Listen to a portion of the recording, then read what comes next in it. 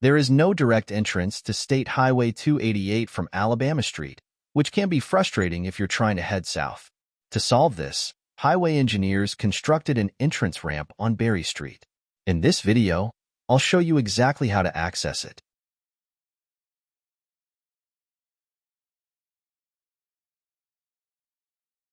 Remember, Berry Street is an entrance only. Once you turn onto it, you're committed to entering the highway with no turning back.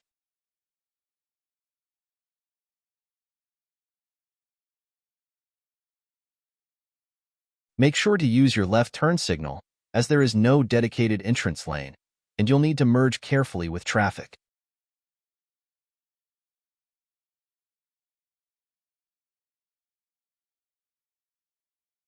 As soon as you're on SH 288, carefully move over to the left lanes.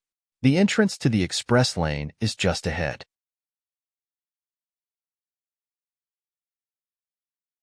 Remember to keep your left turn signal on throughout the entire maneuver to ensure safety and communicate your intentions to other drivers.